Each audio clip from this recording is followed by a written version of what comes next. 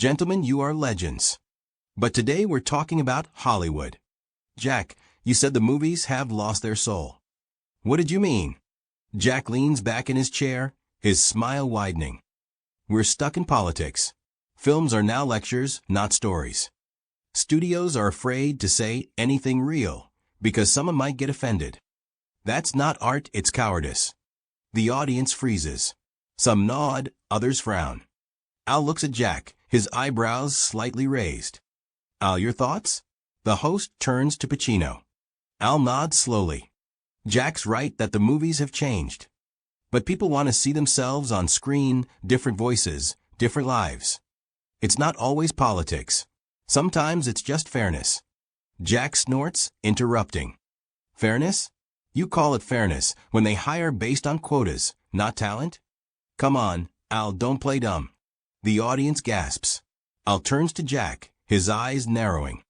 You think I don't know how it works? I've seen people kicked out for less than the wrong background. Why not ask why the system ignored them for so long? The silence grows heavy. Jack clenches his jaw. Are you accusing me? I earned everything myself. No handouts. I'm not accusing anyone. Al raises his voice, but keeps control. But I'm tired of your complaints, like you're the only one who's fought. Talent's half the game. The rest is connections and luck. Whispers in the audience grow louder. Jack raises a hand, stopping the host. You want to talk about connections? Then tell me why you stayed silent when your friend got canceled for a 10-year-old tweet. Where was your courage, Al? Al pales. His fists clench, his eyes blaze. You don't know what you're talking about. And if you want a circus, I'm not your clown. He rips off his microphone, tosses it on the table, and stands. The audience erupts in gasps.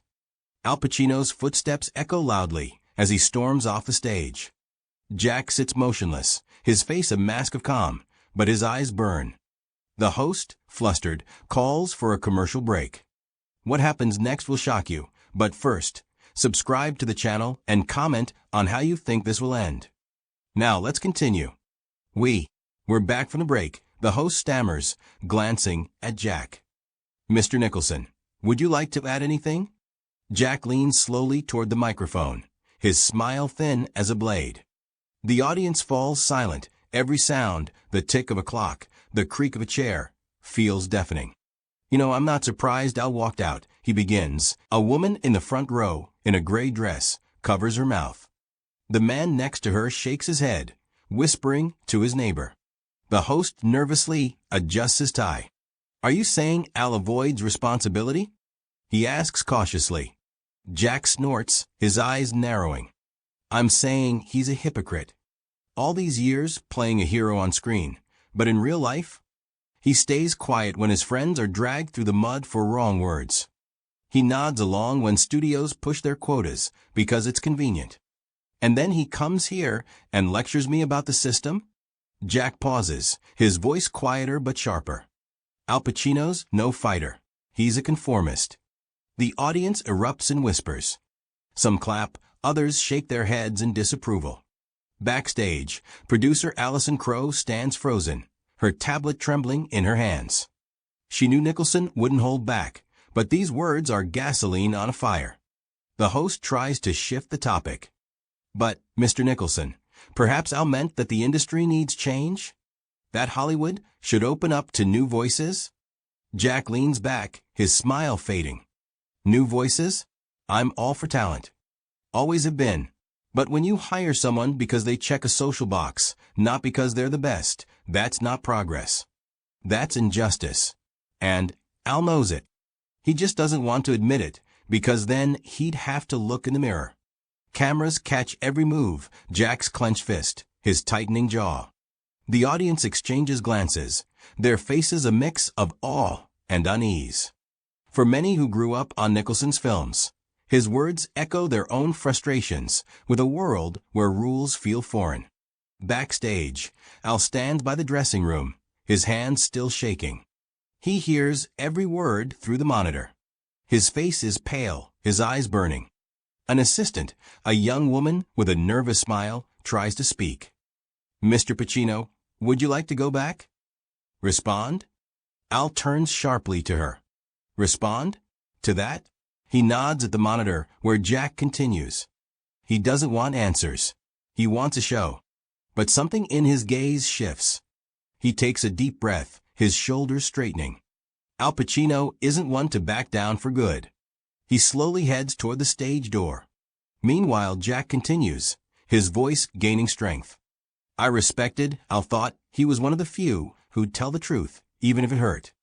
But he took the easy way out. And you know what? That's the worst part. When people like him stay silent, we all lose. The audience erupts in applause, though it's uneven. Some clap loudly, others hesitate. The host opens his mouth to speak, but the stage door swings open. Al Pacino returns. His steps are slow but deliberate. He doesn't look at Jack, sits in his chair, and takes a new microphone from a technician. The audience falls silent. Even Jack, for a moment, looks surprised. You done? Al asks, his voice quiet but firm as steel. Jack raises an eyebrow, his smile returning. Depends. You ready to talk, or are you gonna run again? Al locks eyes with Jack, his face calm, but his eyes a storm. You call me a conformist? Fine. But let's talk about you, Jack. You scream about truth, but what have you done to change anything? You just sit there complaining like an old man who hates the new world. That's not fighting. That's surrender. The audience erupts and gasps. Jack grips the armrests, his face darkening. You call that surrender? I say what I think, unlike you. And what have you said, besides offending everyone? Al leans forward, his voice rising. You think you can just throw accusations, and that fixes anything? People are tired of shouting, Jack. They want solutions. And I's trying to find them, even if it means listening to people I don't agree with. Jack opens his mouth, but Al raises a hand, stopping him. I'm not perfect. I've made mistakes. Stayed silent when I shouldn't have. But I'm learning. You just want things to be like they were. But the past isn't coming back. The studio falls deafeningly silent. The audience sits, holding their breath. The host, sensing the moment slipping away, tries to intervene. Gentlemen, perhaps we can... No, Al cuts in, his voice calm but firm.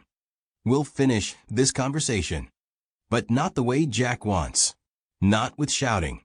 We'll talk. For real. Jack looks at Al, his eyes narrowing. For a moment, it seems he might explode, but then he leans back, his smile returning, softer this time. All right, Al, let's talk. But no lies. Al nods, his face still tense, but a glimmer of hope in his eyes. The audience bursts into applause, louder, more genuine. Allison backstage exhales, her heart pounding. It's not the end, but it's a turning point. Two legends, on the brink of war, have taken a step toward dialogue. Al and Jack continue their conversation, the tension easing but not disappearing. The host, seizing the moment, steps in. Gentlemen, let's talk about what unites you. You've both fought for your place in Hollywood. What would you tell young actors facing these new rules? Al takes a deep breath, his eyes thoughtful. I'd say, don't be afraid to be yourself. But listen to others. The world's changed, and that's not always bad. You can tell your story, but make room for others. Otherwise, you're just shouting into the void. Jack nods, his face serious. And I'd say, hold on to your talent. Don't let anyone, not studios, not the internet mob, dictate who you should be. But, he pauses, glancing at Al. Al's right. If you ignore others, you're missing something important.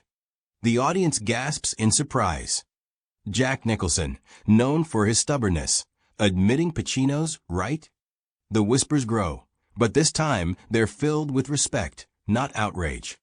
For the audience, who grew up on One Flew Over the Cuckoo's Nest and The Godfather, their hearts swell at the unexpected unity of two icons. Al smiles faintly but sincerely. You know, Jack, I thought you'd never admit I could be right. Jack laughs, his raspy chuckle cutting through the tension. Don't get used to it, Al, it's once every half-century. The audience roars with laughter and applause. Even the host smiles, his shoulders relaxing. But Al raises a hand, calling for silence. "One more thing," he says, his voice quieter but weightier. "I stayed silent when I shouldn't have. I was afraid my words would be twisted, that I'd lose friends, work. But that's no excuse." He looks at Jack. "You were right to call me out. I haven't always fought, but I'm learning. And I want us all to learn, to listen, to speak, even when it hurts." Jack looks at Al, his eyes narrowing, but not with anger this time. He nods slowly. "That's all I wanted to hear, Al. Authenticity." The host, sensing the pique, turns to the audience. "Gentlemen, what would you say to each other if this were your final word?" Jack speaks first, his voice soft but firm. "Al, you drive me up the wall, but you're one of the few in this industry who still has a soul. Don't lose it." Al smiles, his eyes glistening. "Jack, you're an old grump, but you make people think, and for that I'm grateful." The audience erupts in a standing ovation. A woman in a gray dress wipes tears away. The man beside her claps, so hard his palms turn red.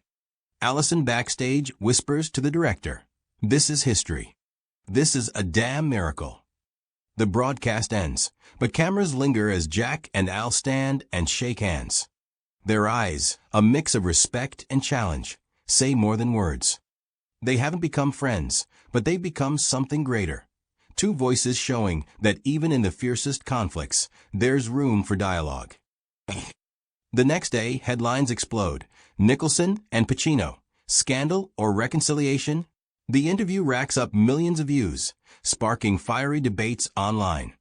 Some slam Jack for his harshness, others praise Al for his restraint.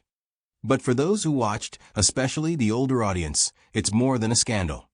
It's a moment when two legends prove truth and understanding are possible with the courage to listen. Hollywood won't change overnight. But in studio offices, LA coffee shops, and homes of viewers, conversations begin. Some rethink their biases, others dare to speak what they feared. Jack and Al, each in their own way, have sparked a flame. Their paths will diverge, Jack back to his sardonic quips, Al to quiet work on new projects, but they've left a mark. Weeks later, a small Beverly Hills theater hosts a retrospective of Nicholson and Pacino's films. The house is packed, with applause after every screening. In the lobby, two young actors, one who landed a role through a quota, the other who clawed through years of rejection, argue about the interview. They don't agree, but for the first time, they listen to each other. And in that, there's hope.